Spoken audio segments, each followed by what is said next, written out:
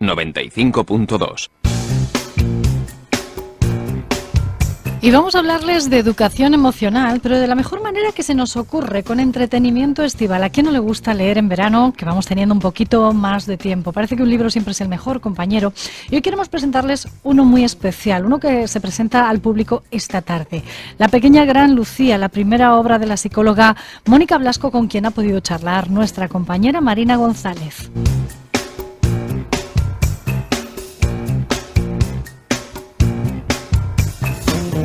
Todos nos enfadamos o nos entristecemos alguna vez. Todos hemos podido ver cómo la gente de nuestro entorno se siente en ocasiones con la autoestima por los suelos, o hemos conocido a alguien que se siente diferente al resto.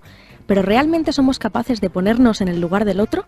La pequeña gran Lucía es el primer libro de la escritora y psicóloga alicantina Mónica Blasco, y con él pretende desarrollar la empatía de los lectores.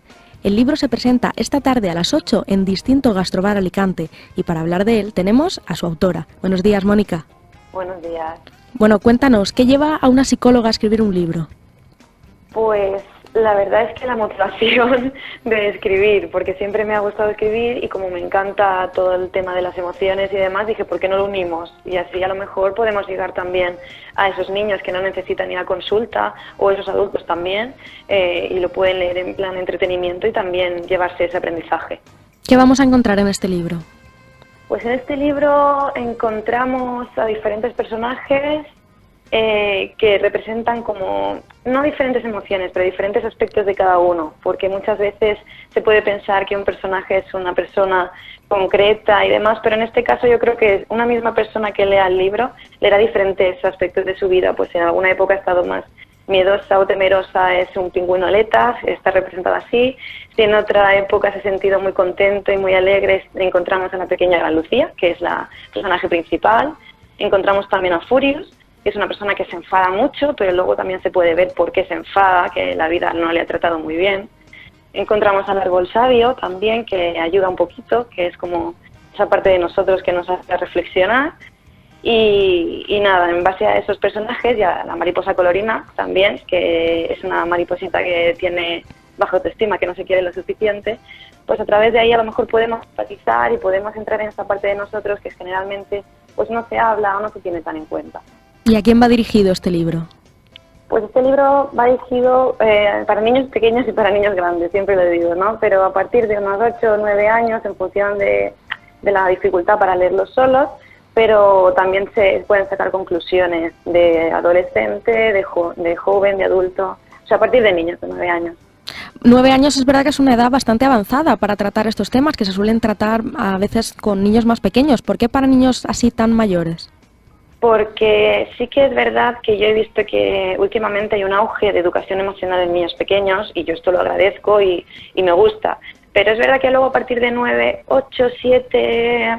desde primaria para arriba ya se empieza a olvidar, ¿no? Entonces está muy claro el tema de la lectura y el tema de la educación emocional con preescolar, pero luego con 9, 10, 11, 12 años la gente empieza a olvidarse un poco, o por lo menos eso es lo que yo veo, y me da la impresión de que es cuando más lo necesitan, porque empiezan a tener cambios en su vida y experimentar cosas nuevas, y en el cambio hacia el instituto, y no hay nadie quien les ayude en ese momento. Bueno, sí, la familia y demás, ¿no? Pero a nivel de eso, de educación emocional y de nuevos aprendizajes. ¿Crees entonces que se podrían evitar problemas como el acoso escolar, como la baja autoestima o incluso futuras depresiones trabajando la educación emocional en el aula? Yo creo que sí, y el aula es una clave muy, muy importante, porque a nivel, por ejemplo, de acoso escolar o depresión por bullying, imagínate, pues importa mucho el grupo. Entonces, si tú lo trabajas de manera individual, tú puedes dar habilidades sociales a un niño, pero el grupo es el que manda. Y si hay un líder y todos le siguen y demás, pues en este caso, por ejemplo, concreto, a nivel grupal es lo que realmente importa. Puedes hacer cosas a nivel individual, pero a nivel grupal es una clave muy importante. Hablamos de educación emocional en el aula y tú hablas de que además de leer de forma individual el libro, así por mero entretenimiento, también se puede utilizar en clase, en dinámicas en grupo y en familia. ¿Cuál puede ser su utilidad en esos casos?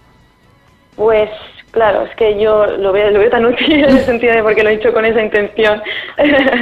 Pues por ejemplo, a nivel familiar, cualquier persona, cualquier familia o padres o madres o tíos que se sienten con sus hijos a sacar temas, ¿no? Porque muchas veces los niños no se atreven a decirle cosas a sus papás. Entonces, a veces, pues por tercera persona, por medio de personajes, puedes aprender cosas de tu hijo que le está pasando y no te está contando. O a nivel clase, pues saber eso, saber cómo va el grupo, saber qué dinámicas hay, saber si hay alguien que está sufriendo un poquito de marginación o si alguien se siente mal porque le ha pasado algo. No sé, multitud depende mucho de la persona que lo plantee, entonces se pueden sacar bastantes cosas diferentes. O sea, que nos va a permitir conocer más al niño o a las niñas, ¿no? Sí, yo creo que sobre todo es eso, y que los niños también se conozcan a sí mismos, porque es verdad que la introspección a nivel individual y sobre todo de pequeños y de mayores está un poco, que no se utiliza demasiado. Entonces, que los niños aprendan a saber cómo se sienten cuando pasa esto, cómo se siente otra persona, eso les ayudará a saber detectarlo y entonces pedir ayuda o poner herramientas, pero si no trabajamos la introspección, todo eso se nos queda un poco lejos. Me has hablado de que el libro tiene varios personajes que interpretan distintas emociones, pero ¿cuál es la estructura del libro? ¿Qué vamos a encontrar realmente cuando vayamos avanzando en la lectura del libro? ¿Cómo podemos trabajar con él en familia, en clase, de forma individual? Pues, por ejemplo, yo pensé que las preguntas se podían utilizar, leer un capítulo y hacer las preguntas del capítulo 1, leer el capítulo 2 y hacer las preguntas, pero hay gente también que ha decidido leerlo entero y hacer las preguntas después. Yo considero que una mejor forma es esa, es capítulo, preguntas, porque así, de esa manera, en el caso de adultos no importa si tenemos que sacar información que nos interese de los capítulos, pero a lo mejor los niños, si tenemos que leer para reflexionar, leer para reflexionar y sobre todo en grupo, la fluidez se pierde y cuesta más, claro. Claro, pierden la atención. Entonces, si a lo mejor se lee el capítulo y luego se leen las preguntas, leen por entretenimiento, no leen pensando en voy a trabajar y luego con las preguntas trabajan. Lo tienen más fresco, además, la lectura, la tienen Claro. más reciente. Entonces, cada capítulo tiene preguntas para profundizar en esos temas que se han visto en la lectura. Sí, y depende del tema, pues se abordan diferentes temas, pues autoestima o acoso escolar o empatía, en función del capítulo de lo que ha pasado se van preguntando cosas. Hablabas de que para un adulto igual no es tan complicado, entonces ¿crees que pueden ser libros como La pequeña Lucía pueden ser útiles también para adultos? Sí, yo creo que sí, de hecho muchas, claro, sin contarlo, ¿no? Pero el capítulo final, la conclusión que saca es muy de adulto, o sea, es muy de introspección de una persona adulta de por qué se está comportando como se está comportando, porque no ha pensado en lo que le pasó en el pasado y cómo le influyó. Entonces son esas cosas que muchas veces los adultos no pensamos porque vamos corriendo en nuestra vida y a lo mejor no nos gusta cómo nos estamos sintiendo. Y a lo mejor está relacionado con cosas que no arreglamos. No nos paramos a leernos a nosotros mismos, ¿no? Exacto, justo. ¿Y crees que se pueden hacer lecturas distintas según si lo lee un niño, si lo lee un adulto o si lo lee una misma persona en distintas etapas de su vida? Sí, o sea, yo creo que sí, pero eso a mi parecer pasa con cualquier libro. Tú lees un libro y lo lees en una época y subrayarías cosas que luego lo lees después y subrayarías otras. Pues en esto pasa lo mismo. Entonces es interesante porque los niños sacarán sus conclusiones, pero los adultos sacarán otros y si a lo mejor un niño lo lee en un año y luego lo lee a los 3 años, a lo mejor saca conclusiones diferentes. Por supuesto. La pregunta del millón, o sea, hablabas de que nos falta autoconocimiento y creo que el autoconocimiento es fundamental para conocer a los demás. ¿Crees que le falta empatía a nuestra sociedad, a la sociedad actual? Pues sí, sí, intentando ser light, sí, porque muchas veces la sociedad nos pide tanta prisa a nivel niños y a nivel adultos. Los adultos es coge, levántate, lleva a los hijos al cole, trabaja, vuelve, y a nivel niños igual. También los adultos le transmitimos esa prisa a los niños, ¿no?